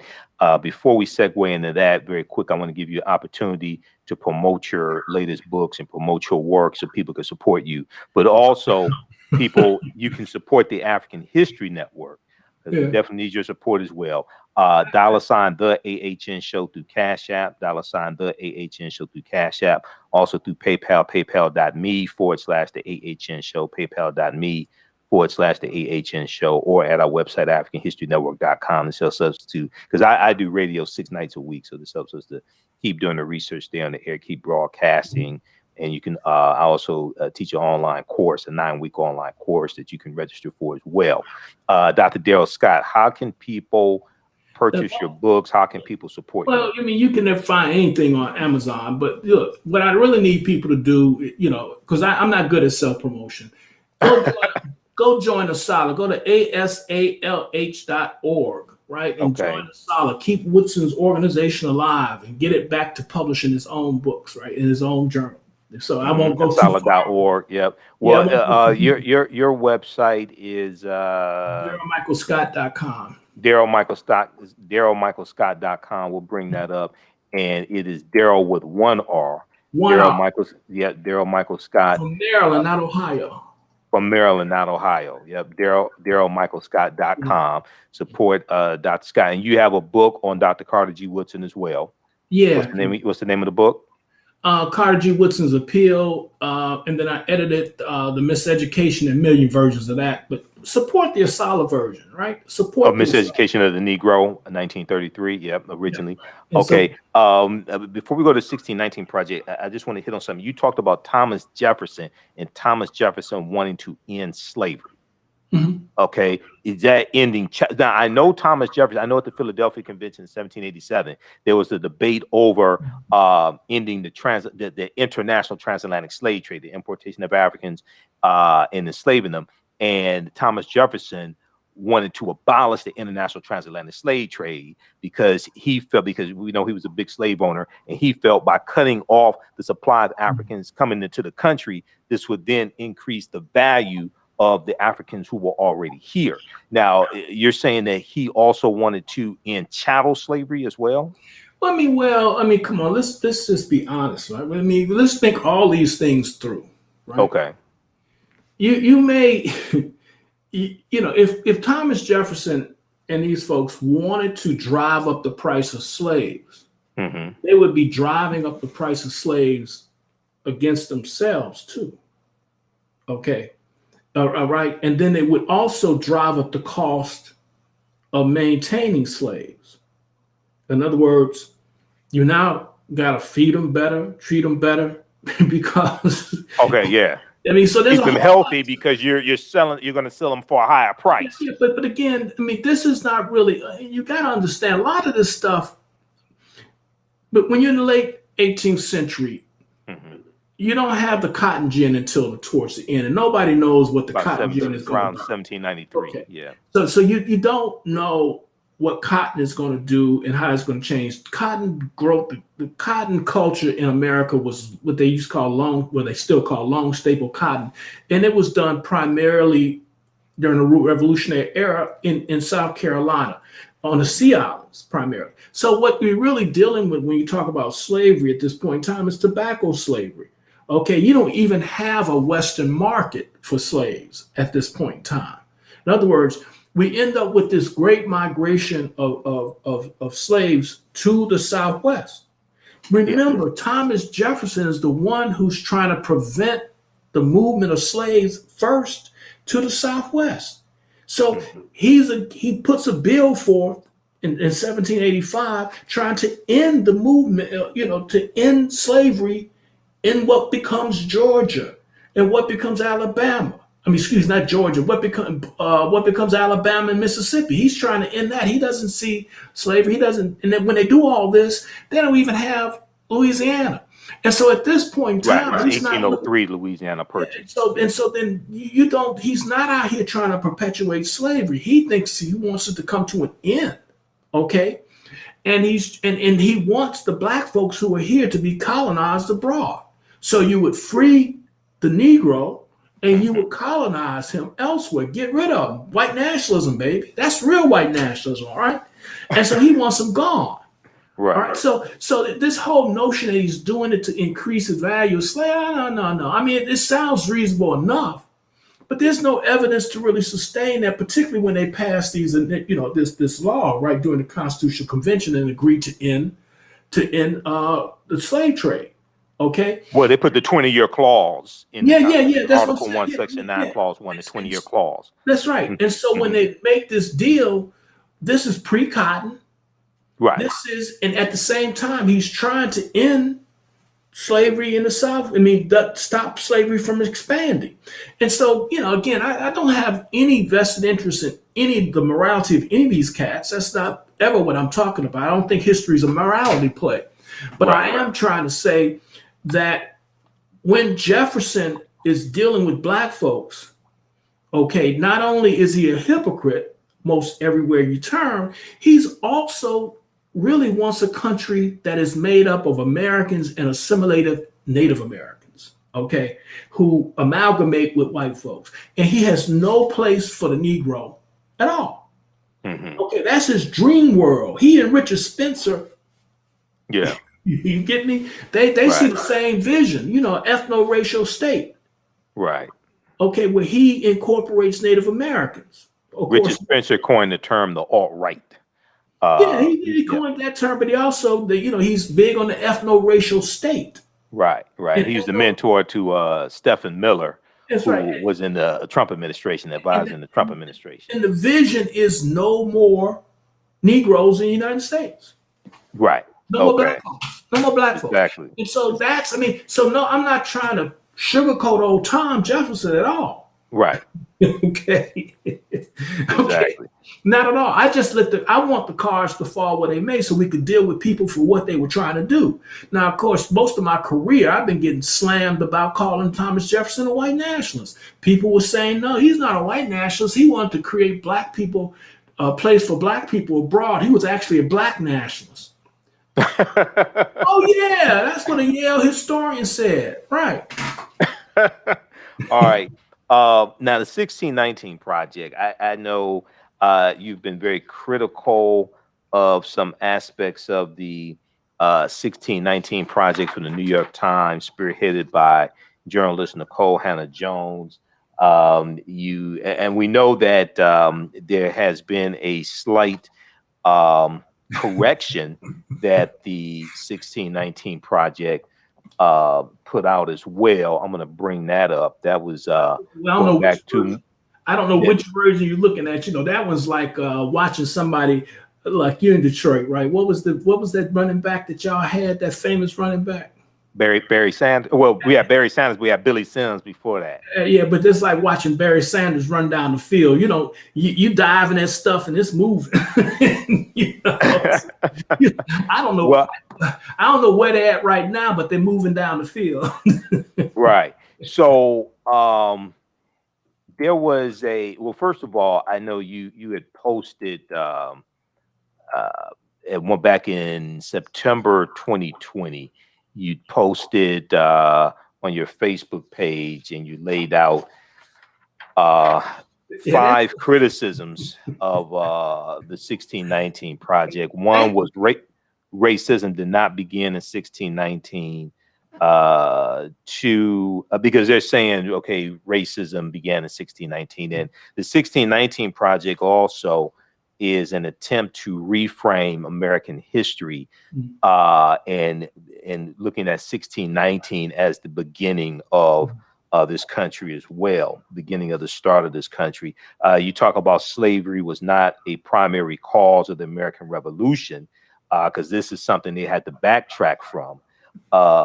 And then 3, African American history is not the story of racism and victimhood, or our actual history is ignored. 4, mass incarceration did not arise from the 13th Amendment. We've already dealt with that. And 5, American history is not reducible to race and racism. Okay, so these are 5 things that you laid out. Talk about that. And is the 16, can we correct certain things in the 1619 so it's valuable? What's your opinion on this? One of the most unfortunate things is that anytime history gets caught up in politics, everybody feels the need to run to protect the people left or center, right? Okay. We're not gonna side with the people who are conservative, okay? And what we find ourselves with is a set of counter myths, right? We find ourselves with American exceptionalism coming out of the conservatives, which, by the way, had its origins in liberalism. And then we find our new myth that America is reducible to the question of slavery and race, right? And that in this whole thing, not just America is reducible, that Black people in our history is reducible to America, is reducible to slavery, is reducible to victimhood. So this is what the project is pretty much putting forward. And, I see this as part of what I call neo-integrationism, okay? I mean, a lot of people like to see something militant and radical in all this, but what you're looking for is people who are so upset with the gap between American exceptionalism and reality that they want to hold white folks, it works with other folks, want to hold white folks so accountable that they are willing to say that we are the center of the experience. You cannot talk about this country unless you talk about how you've oppressed us. Okay. And that our oppression is more important than anything else that happened here. In fact, it's more important than anything we ever did for ourselves. Okay. And so then this is 1619 is really the mythical origins of the African American. Okay, that's what it really is. And Black scholars have for over 100 years looked, and by the way, Black people have been writing history about themselves ever since the 19th century. And so ever since the 19th century, Black folks in the North were literate and writing about their past. And part of what they were writing about is their origins, and their origins they saw as being in Virginia. So the Negro race in America was the story that started with 1619. This is why Lerone Bennett, centuries later, writes Before the Mayflower. He's saying that we talked about that book. This is the origins of our story, story. And this story includes slavery. Oh, this story includes racism, but this story also includes our coming together as a people and making peoplehood. It includes our understanding of ourselves as Africans, not just in America and in the world. It's the story of how we reconnect with Africa. It's the story of how we create our own literary traditions.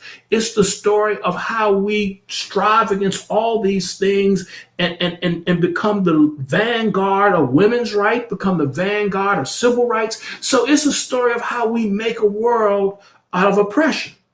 Okay. Right. And like Ralph Ellison used to say, you can't reduce us to our victimhood. Okay. that we're not just something that people that we're not just a group of people that things happen to.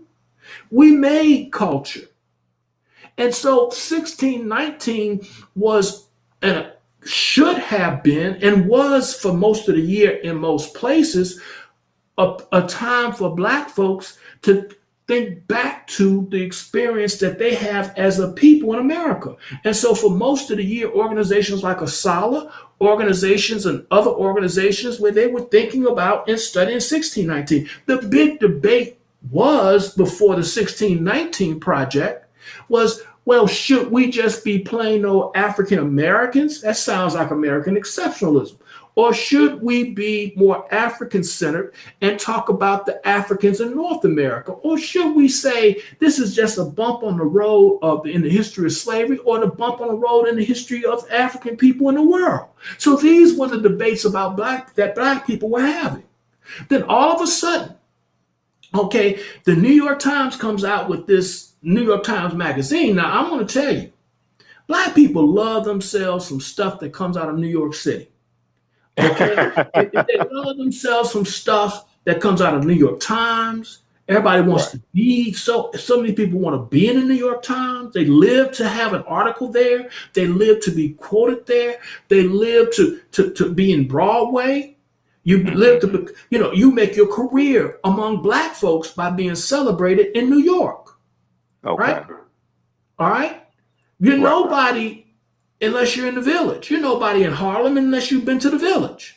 You know how we do this stuff, right? Right. And so then everybody's excited. Everybody who had criticisms of 1619 all of a sudden was celebrating the New York Times treatment of Black people, even though Black people were being reduced to victims. And just simple victims of racism. But we kind of live in that age. It's not just the neo-integrationists doing this. We got all of our so-called Black nationalists are doing it too, because we think if we can lay open our wounds, we can get reparations. We live in an age of white supremacy that's gone wild, and we think they're going to give us reparations if we can demonstrate how pathological we are because of what they've done to us. And so the victimhood on all sides is everywhere. So that's why some people who are even not in the 1619 as the New York Times project can identify with it, because it reduces American history to race and racism. And that helps us. That helps us with our goal for reparations. The same people who don't care about mass incarceration are supposed to be paying out reparations next week, right? And we're gonna parade our wounds around here like we have no pride, buck breaking and all this kind of stuff, because we think somehow saying that we have been abused is somehow serving our cause of liberation and reparations. Okay, so New York Times 1619 project is part of a broader cultural problem that we have at this moment in Black life, history, and culture. Okay, I don't know how we got here, because Black studies started arguing against pathology. Talk about that for a minute, because see, we know that there's pain in our history in this country, but there's a lot of perseverance and a lot of excellence as well. Inventors, biologists, Ernest Just, Dr. Carter G. Woodson, Dr. George Washington Carver, Dr. W. Du Bois. We have intellectual. We have everything. We have Madam C.J. Walker. We have Annie Turnbull Malone. We have John H. Johnson. Absolutely. We have every from this end to this end. That's right. Everybody, the same people who want to talk to you about Black Wall Street don't want to recognize that Black Wall Street was the product of people who were allegedly pathological slaves. Talk about that, because I've done lectures on the history of Black Wall Street, and I read Hannibal B. Johnson's book. I read Hannibal Thomas and Hannibal B. Thomas. Yeah, dude. Hannibal B. Johnson's book on Black Wall Street. Okay. Hannibal B. Johnson. Another Hannibal. I thought you were talking about that other Hannibal at the turn of the century. Okay. No. This one here by Hannibal B. Johnson, Black Wall Street from Riot to Renaissance in Tulsa's historic Greenwood District. Yeah. This is probably one of the best books on the history of Black Wall Street, and he deals with the fact that one of the biggest thing that people miss about Black Wall Street is we rebuilt it with our own dollars once the race massacre happened. That's what people leave out. Because they focus on the fact that it was destroyed. Okay. Right. And they say we can't have nothing. We rebuilt it with our own dollars. Exactly. Black folks have never been, we have been oppressed. Okay. Yes. Who's going to deny that? Racism has been here in one form or another once it became a justification for slavery. It's no doubt about that. No one who's going to dispute that. Nobody. Okay. Now, despite racism, we were not so oppressed that we didn't procreate. Okay. You know, if you really get oppressed, and some theories have said we've been so oppressed that it's hard to understand how we copulated. All right. So Black people, despite our oppression, our population has continuously grown. Okay. We came out of enslavement. We reunited our families. Well, the truth be told, we created nuclear families. Okay. Right. Because the African families weren't nuclear families as we now see it, but we created nuclear families and extended families and so forth and so on. And we carried that through with us and we became a very literate people. We became an increasingly educated people. We started to accumulate property despite being in the teeth of lynching, despite being in the teeth of segregation. We did all of these things and within a 40 years of emancipation. So clearly we were not so oppressed that we were dysfunctional people, okay? And the story is only half told. So even though we're oppressed, we are functioning people. We created colleges, we created churches, we created fraternal organizations. We have cooperatives. We have cooperatives, the Color Merchants Association, the Color Farmers Union. I have a former graduate student named Anton House who's writing a book on William Washington Brown, who created a cooperative in the True Reformers. And we haven't even begun to understand that. You can't even understand Black Wall Street if you don't understand the True Reformers, because he had a notion of collective Black economic empowerment, not this individual stuff where you would own one piece of property. Right. He believed that Black people collectively should invest in the True Reformers, and the True Reformers would underwrite Black economic development collectively. And so they had old folks' homes, they had banks, not Madam C.J. Walker. Andy Turnbull Malone? No, not Malone, but the women, the Walker, no. I'm having a brain cramp. But basically, all the folks out of Richmond, okay, the folks who end up being the origins of the middle class in Richmond and in South and in Durham, these folks were all true reformers.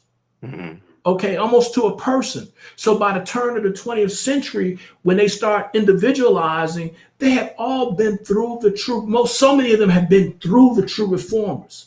Okay, so the Black insurance companies are really the beneficiaries of the history of the true reformers. The Black bankers are the beneficiaries of the history of true reformers. Okay, so the true reformers are really the link between the emancipated generation, because these people were former slaves. Right. See, we're not talking we're talking about people who shot their masters in Civil War. That side of the Civil War. Right. Where we shoot the master. Right. Okay, so the true reformers went from being Union soldiers quite often, okay, to becoming business people, okay, collectively putting their resources together so that they can start a bank, okay? And so when people say the Freedmen's Bureau stole Black people's money and they didn't know how to save money, the true reformers were saving money and starting banks and teaching other people things that would lead them to start banks. Okay? Pioneering insurance. And so that the people after the true reformers, they would be Black insurance companies. And so all of this— North Carolina Mutual Life Insurance Company. That's right. John Merrick. By the way, Merrick is tied to the true reformers. Okay, so what I'm saying is that when you start looking at all of these folks who are in business in the late 19th century, these people didn't come from a defeated people. You can't have it both ways. You can't be so much of a victim that you can't do for yourselves and you got to waiting around, and even the advocates of the reparation movement, these people were also people who were building institutions. Okay, right. So these things are taking place all at the same time. All right.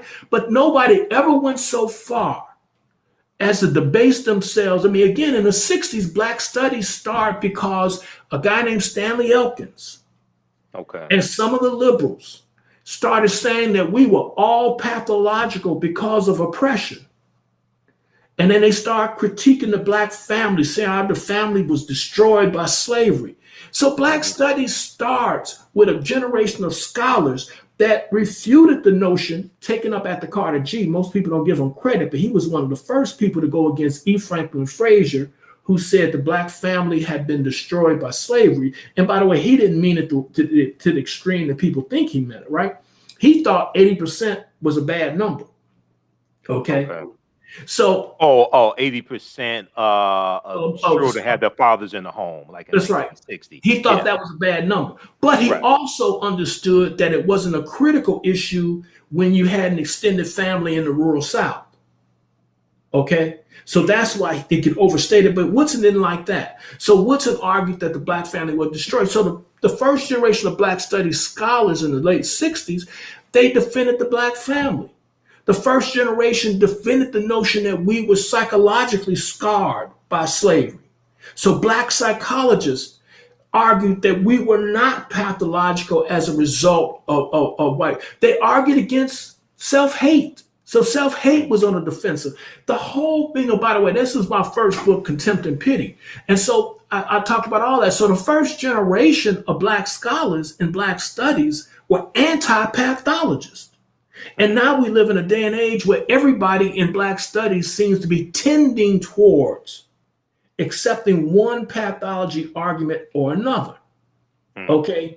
Epigenome and all this stuff where we pass along, not in the genes, but on the genes, notions of slavery and oppression. You mean like epigenetics? Epigenetics. And so that we pass this stuff along that way. That's one pathology argument of today. You get the other pathology arguments, self-hate theories are everywhere again. All right. And then, it's on and on. Sure. Bug breaking is a form of a pathology argument because the argument is that ritualistically we were destroyed psychologically. Right. And of course, in this homophobic theory, this is why you have LGBTQ today. Okay, all this stuff is tending towards a pathology argument. All this stuff is tending to undo what the founders of Black studies created.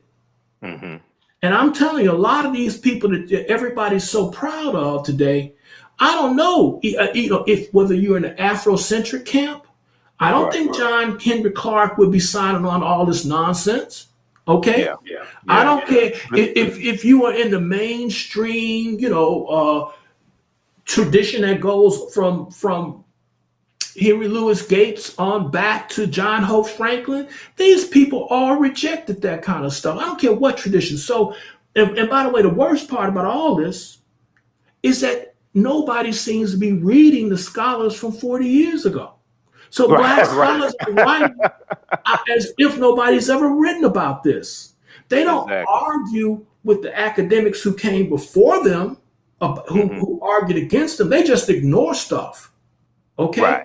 Right. And this doesn't matter whether we're talking about... That's why we have to read. That's why we have to read these scholars. That's why we got to read. So it doesn't matter whether, a lot of us increasingly are just doing it by video. And it's not just the conscious community doing it by video, okay?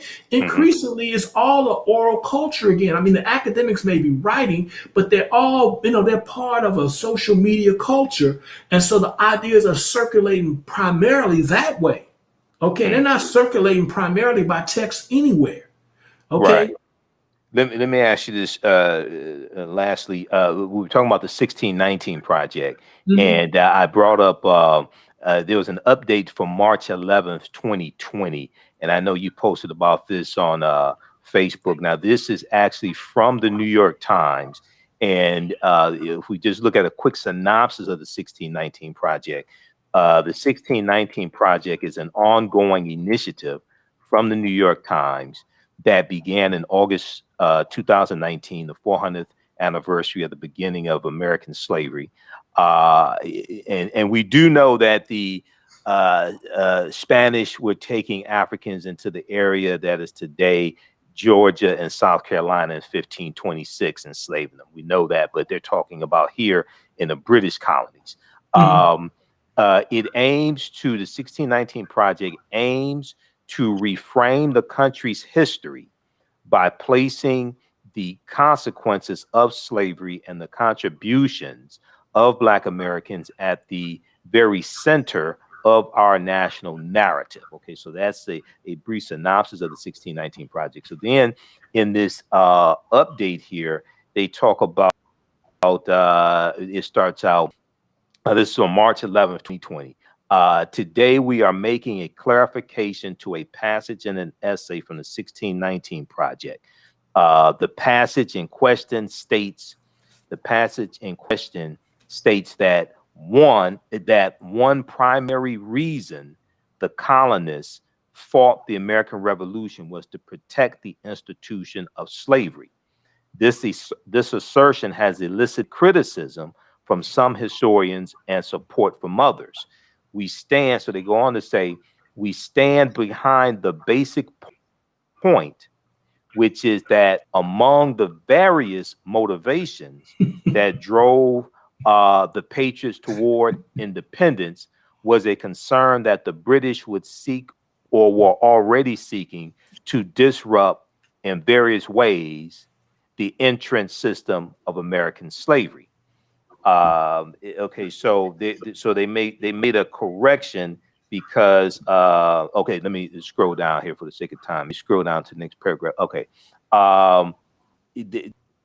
they make the correction here. Okay, we recognize that our original language could be read to suggest that protecting slavery was a primary motivation for all italicized, for all of the colonists. The passage has been changed.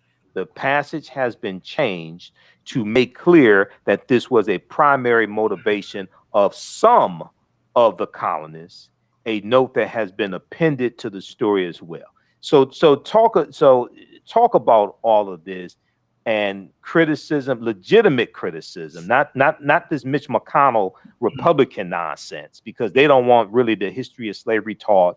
They don't want to teach about systemic racism in school, but taught about legitimate, I guess we could say constructive criticism of the 1619 Project. Michael.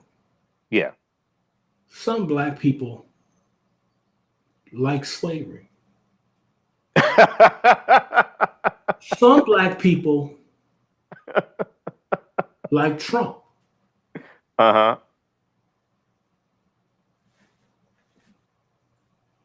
So I'm sure, and I know I have seen a document or two where an American, a revolutionary, white revolutionary,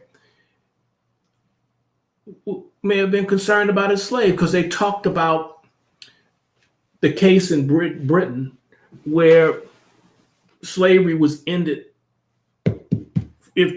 if someone free, well, I forget the case right now, someone was free, landed on British soil, they would be free. Okay, that case brought a little conversation up, but it was not a great conversation. It was not a huge conversation that took place on this side of the water. In fact, when you look at all of these books that make reference to the Somerset case, when you look at all the books that make reference to the Somerset case, all they show you is a couple of documents. They don't have a world of evidence on this side of the water, period. Okay? You don't even have a discourse among loyalists, okay, about what would happen to their slaves. You know, loyalists had slaves too. But you don't hear discourse among them about it. When you talk about the loyalists, you're talking about Say it again. Against the American Revolution, the people who were for the king. Yeah, right, for the king. Right. So you don't see a big concern among anybody about slavery being at stake in this war. Okay. And some of the evidence, like they point to Lord Dunsmore, who passes a decree that says, all the slaves that run into the British lines. Let's just talk about that 1 second. Right. There's already a war. That's part of the evidence that they use to say the cause of the war was slavery. They use evidence from the war to talk about the cause of the war. Okay? Who does that? Right. All right. And so, but even when Dunsmore lets go this proclamation, there was already armies in South Carolina. South Carolina and Virginia already had an army ready to fight and having skirmishes with the British. So it didn't cause anything. And so then, but hey, I've been around long enough to know that I make a general statement about causation, and then, like your boy Barry Sanders, I put that leg out there and then I take that leg back, right? Right. And then I keep on running, and then I put that leg back out there like I do it all over again to you. So basically, they keep moving down the field, dodging, dipping and dodging, when anybody who does serious history knows slavery was not a major cause or even a minor cause worth talking about. You can throw everything into the pot. Well, when you say major or minor cause, you're talking about towards the American Revolution. Yeah. Cause of the American Revolution. Of American Revolution. Look, you can throw everything. I mean, I can even throw in there that some people just didn't like the king. Okay. I could throw that into the pot. All right. I could throw in there the fact that some people didn't like the governor. Some people fought because they didn't like the governor. Okay. Right. Of their colony. I mean, so this gets at the level of trivia when people start arguing along these lines. But why are they so invested in this? They keep doing this because they know the legitimacy has been struck. But by the way, this is not the only error. And like I said, the biggest error is that they reduce Black people's history to questions of slavery and oppression, okay? As if we done nothing here for ourselves. That's the biggest error to me. Then they got the 13th in there. Anytime you see Brian Stevenson's in one of these projects, his contribution is 13therism every time. Okay, so that's in that narrative.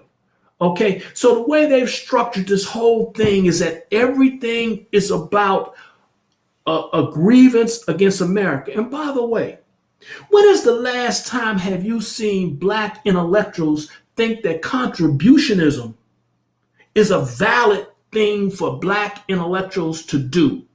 In other words, we all have been poking fun at the contributionist history that used to be written prior to the 1960s, okay? Contributionist history. We were there. Peter, my boy Carter Woodson was a contributionist quite often, right? He would say, "Oh, we were there. We were there at the when they." Oh, we were involved in all aspects of history. We were the first ones shot in the American Revolution. We were there. We were there. We were there. Ain't nothing happened in America that we didn't make. We love our country. See, this is what's really interesting about this project. The 1619 Project. It sounds militant, but this is basically a complaint about the shortcomings of American exceptionalism. It is not a critique of American exceptionalism per se. It doesn't strike at the heart of American exceptionalism. Okay? It's saying that it's taking the American Constitution and basically with a tear in the eye saying, look what you've done to me, and you haven't fully accepted me, and we're going to show you everything about your life is me. Okay? This is about marginalization to the nth degree by people who can't be accepted enough in the American narrative. Okay? Right. They want acceptance in the American narrative more than they want a story that affirms their own history. Okay? So the 1619 Project is why I call it the neo-integrationist project. Okay? I can't be accepted enough into the mainstream. Right. Nothing without me. This country's nothing without me. This country was founded in 1619. Like there wasn't even a founding in 1607. Right. Okay. Right. Right. And and what part of this ain't you gonna claim? Mm-hmm. Okay. Now, you've heard me say it. I consider myself a liberal American nationalist, but I don't drink no Kool-Aid. Mm-hmm. Okay. And these people are effectively simply saying, I've had the Kool-Aid and I'm disillusioned, and I want you to now accept me fully. Okay. And I'll be happy. And particularly if you give me some reparations. Because now the neo-integrationists and the so-called black nationalists agree on one thing, is that we can't even live till tomorrow if we don't get reparations. Now, I'm for reparations, but I just don't think in the heyday of white supremacy, because this is this is a resurgence of white supremacy, I don't think you're getting reparations in the resurgence of white supremacy. I think your oppressors are back to trying to oppress you. Well, you don't have 60 votes in the Senate. You don't have to pass any reparations bill. The votes don't exist, and Quasi is kept. You don't have 218 in the House of Representatives. Look, you don't have the votes to get the police off our butts. Mm-hmm. Let alone take money out of somebody's pockets. And I know all the arguments that say you ain't got to really use real money. I know all the arguments. Okay, mm-hmm. I know how people make all these arguments. The point is, white folks basically stormed the Capitol, had an insurrection, right? Because their white nationalist president mm-hmm. got defeated mm-hmm. because of Negro and colored votes, right? Okay, and so these folks don't want to accept an election result, right? But these are the folks that are supposed to end police oppression and give you reparations soon. Okay? Sometimes I think that black people believe that the people oppressing them are not oppressors.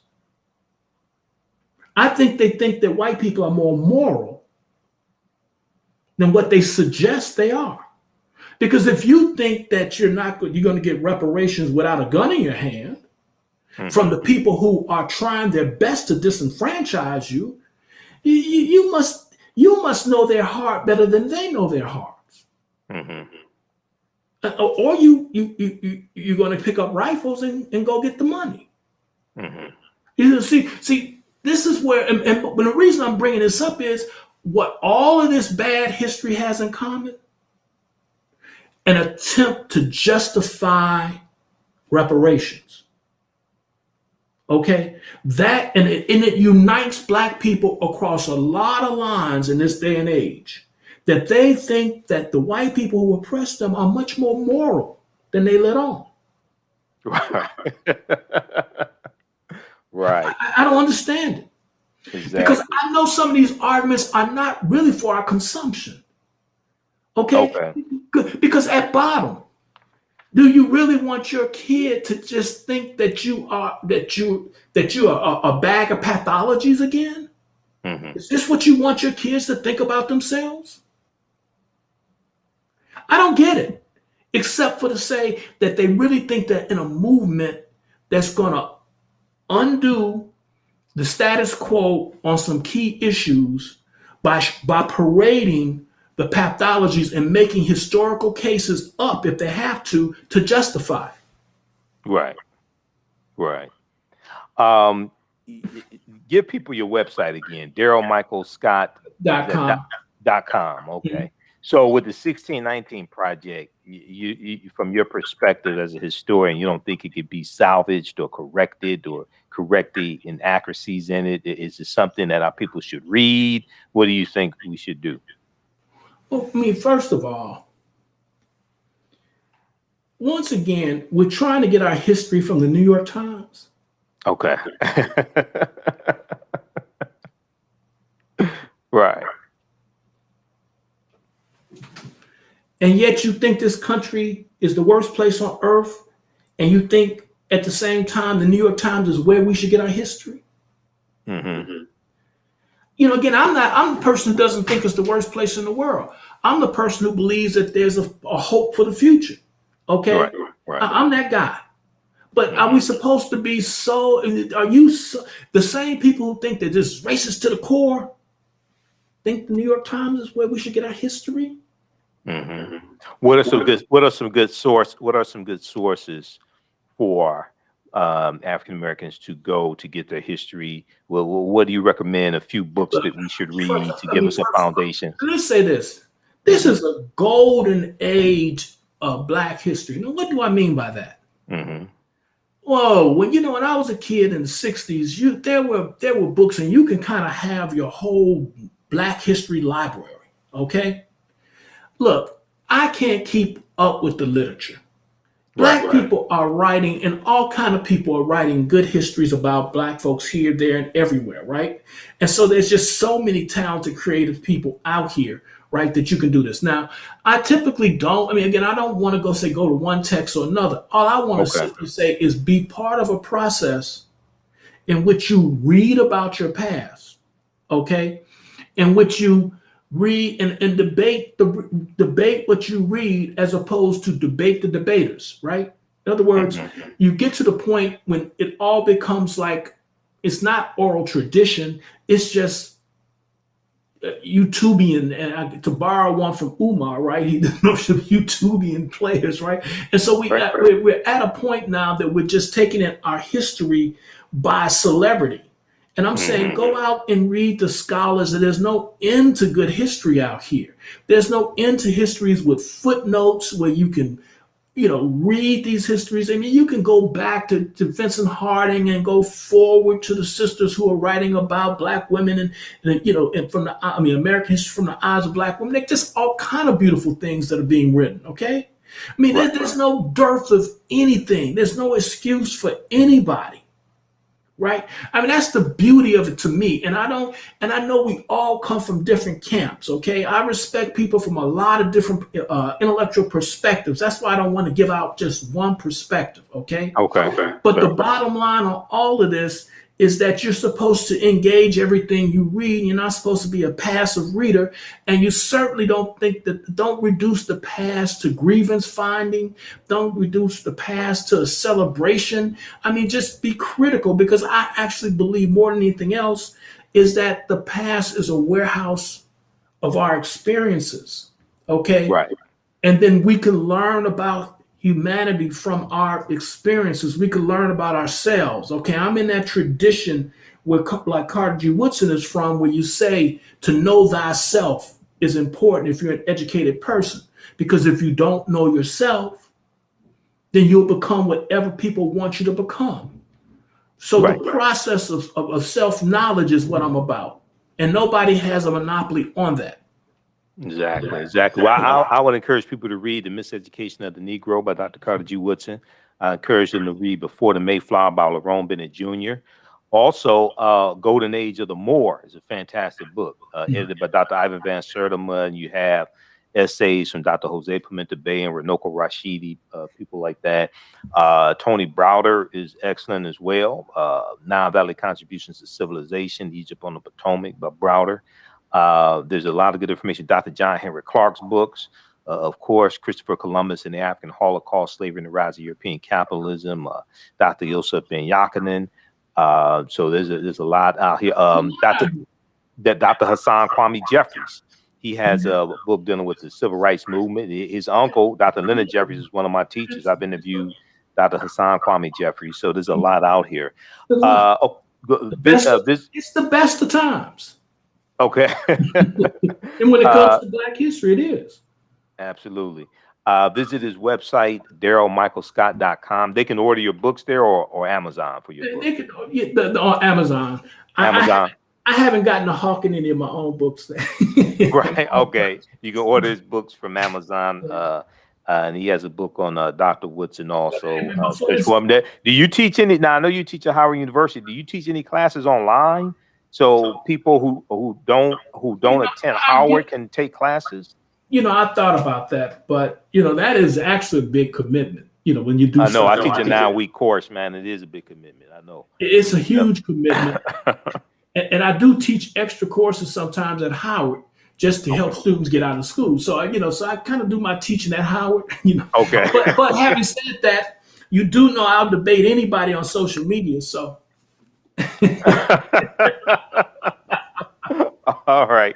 Well, look, Dr. Daryl Scott, it's great to have you on, and we haven't been able to really talk since we had dinner together with Jamon Jordan and Asala back in February 2020. So I appreciate you taking time out of your busy schedule. This is a wealth of knowledge. I think people really learned a lot today and learned a lot about history. All right. All right, brother. Take care. Take care now. Bye. All right. Take care. Peace.